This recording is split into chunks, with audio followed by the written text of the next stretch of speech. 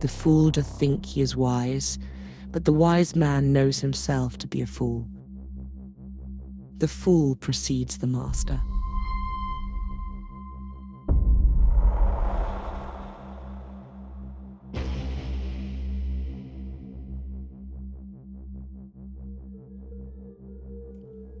What are the implications of not knowing what is real? AI, misinformation, compartmentalization, and even politics. Most of us are no different than someone suffering from a moderate psychosis, an altered reality. Something has been initiated. It's the promotion of subjective truth, inflated self-worth for the parts of us that aren't even worth affirming. It's a deifying of the self. And it is fracturing our reality. The underrated truth is, we rely heavily on each other. Our agreed upon ideas, our underlying cooperation is a glue holding everything together. I want to start with the subjective mind and its astonishing and often overlooked power.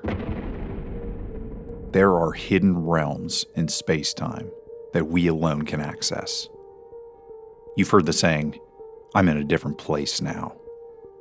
But what does that mean? It's usually said from a mental or emotional standpoint. But we've all gone to places. The same place that we've been before, physically, but somehow it's entirely different. There is a mental component to mapping space-time.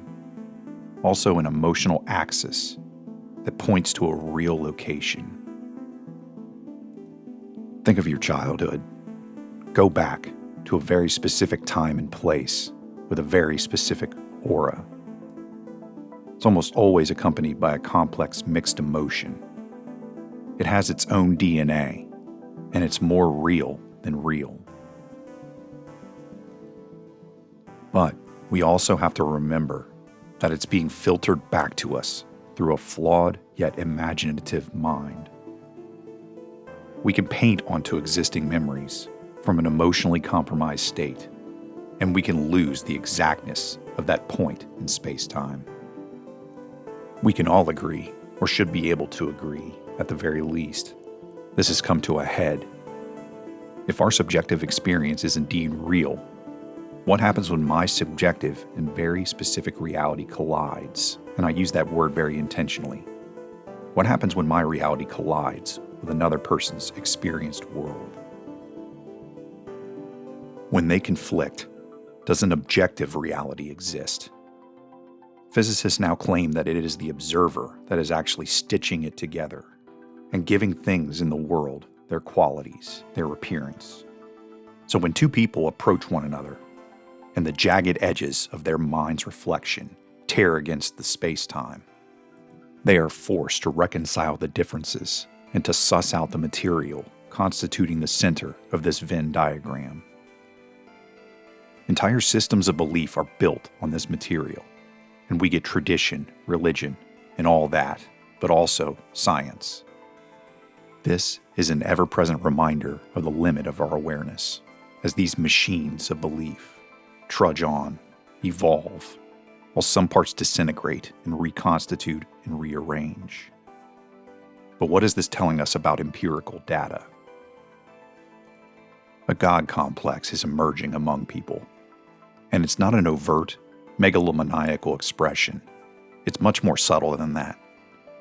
It's characterized by a refusal to expose one's inner universe, their inner experiences, to that test. They are exponentially less willing in recent years to externalize them. And I'm not talking about some mystical working. I'm talking about open conversation, speaking to another human being who has different truths. Instead, they cling to them in metaphorical darkness, because stepping into the light in full view of the other person and expressing those ideas can destroy them. It's not an easy thing at all for anyone, and ultimately there's another component to this that is more terrifying for the cave dwellers, holding tightly to their precious, their subjective world. It's not only the collision with the other person's truth that threatens them. There's a third party. It is the obliterating light of objective truth. And anything pulled into its brightness will also suffer its heat and uncompromising scrutiny. My introduction to philosophy came in my early 20s when I was obsessed with Bruce Lee documentaries. He was much more than a martial artist. He was a philosopher, and I was so intrigued by the thoughts that he was expressing. And I can't recall exactly where it came from, but there's a quote that he wrote that has stuck with me for probably 20 years. And it goes something like this: "The truth cannot be contained without invalidating it." I think in this quote, he was kind of giving respect to the fluidity and the life that the truth has. And that as soon as you try to box it in and put it into your container, it loses that life. It's then effectively cut off from the rest of the truth. It's no longer the truth. It has become a dead thing that just exists in this container. Let me just tell you that as a person, as a human being, as a child of God, I am after the truth. That is my goal. My emotions be damned. And let me admit that I'm highly emotional sometimes. But when I'm in the real pursuit of what is, my preconceived notions can kick rocks for a little bit. We should treat new information like a thought experiment.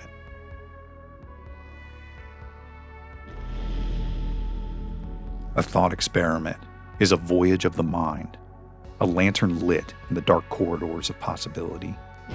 It begins with an if and unfolds into entire landscapes where reality is suspended, reshaped, or bent to reveal hidden truths.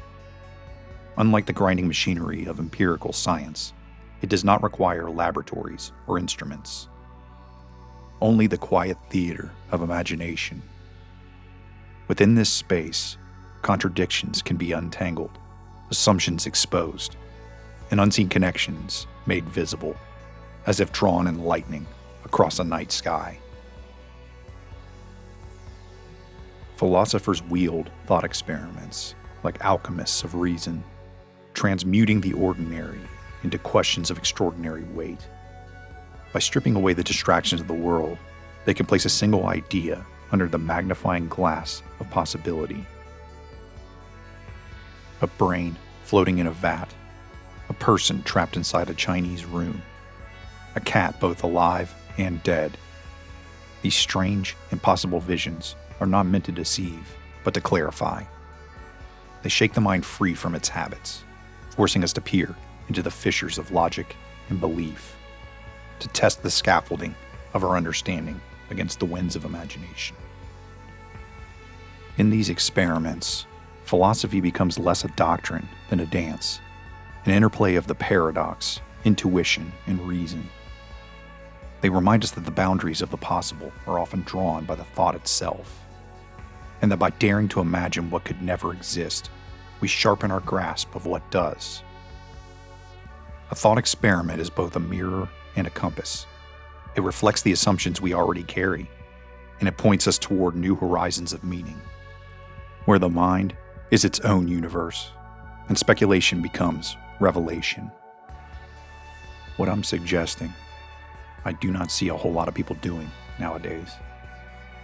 When we're given new information, we should suspend our disbelief temporarily and map out a hypothetical reality and really try to see and hear it as if it were real and begin to overlay it onto our old reality. And when discrepancies appear, we can finally begin the process. And by the way, this is exactly what AI has been doing for us, and it's not a good thing, but I'm going to get to that here in a minute.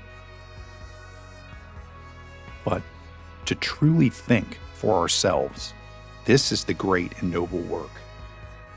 This is how we inch our way toward the ultimate truth. And I'm convinced that every small inch that we gain on that contains within it lifetimes of wisdom. is this ultimate quest for truth a path for everyone? No, not really. But if you find yourself intrigued and infatuated with this sorting of the information, this explosion of thought that happens in individuals and the conversations that are had between them, then you might be a philosopher, which that word literally translates to lover of wisdom. Back in my 20s, I wasn't just watching Bruce Lee documentaries.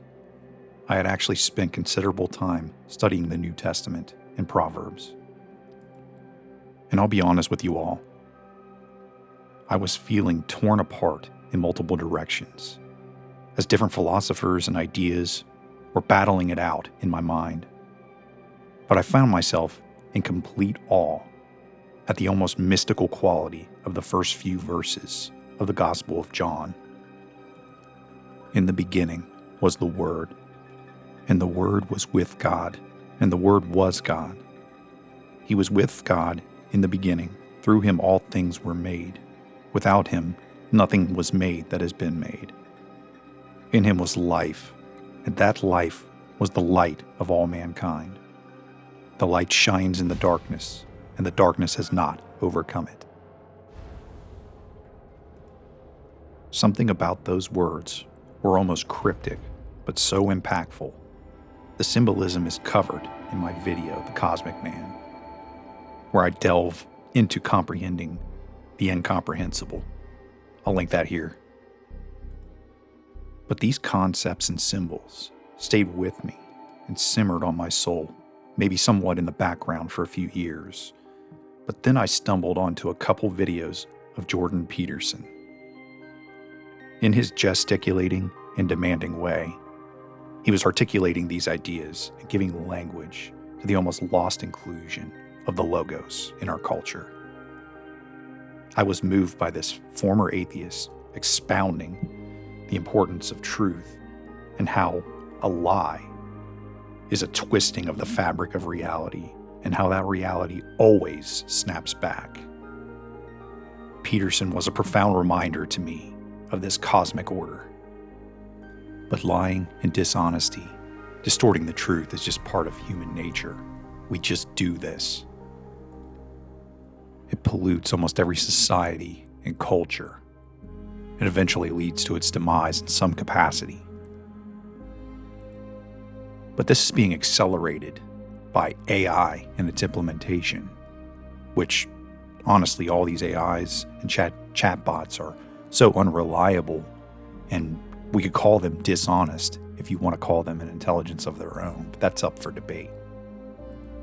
But one of the most terrifying aspects of this technology's implementation is the over-reliance that we have on it. And my thoughts on this come from a lot of lectures that I've been listening to of, believe it or not, Terence McKenna. He often mentioned this peculiar thing about human beings in relation to the rest of life on Earth, and how human beings retain adolescent traits into adulthood. This is called neoteny, and its most defining characteristic is a delay or slowing of physiological development of an organism. He used this term in his comparisons and contrasts between human and ape physical development. For example, our proportional head size stays large in comparison to the rest of our body, so that to an ape, we look like adolescents.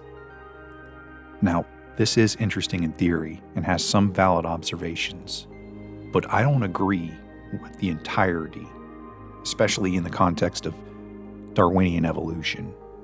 And relevant to the point of this video, my partial disagreement does not negate the value of the information. But I digress. To my larger point, humans take far longer than other animals to develop. We're very slow, very deliberate. It takes time to build this knowledge and become a fully formed, thinking, analyzing being. Humans take nearly 2 decades to fully develop, and newer science claims that the brain continues to develop into the 3rd decade of life. But this retention in infantile characteristics, the way we're viewed as almost children our entire lives could almost accelerate in the presence of AI. Chatbots are slowly morphing us into a relationship of total dependence, like toddlers. We are losing the ability to think critically and formulate ideas. We consult ChatGPT to generate for us, and I see a major atrophy of the mind coming. I'm no prophet, but the next few years, the next decade even, is not looking very promising for the strength of the individual and its creativity. That's the funny thing about pursuing some of the subjects that I do on this channel. Sure, it's, scary stories, myths, legends, some conspiracies, but I don't necessarily believe every story that I kind of come up with and research. My mind is open to the possibility. I tell the story, and of course it's for entertainment value, but there's something deeper. I think you can really honestly find truth even in myth, even if it's purely fictional or metaphorical, symbolic. It almost makes sense that the way that past civilizations rise and the way they fall, almost like clockwork, makes sense.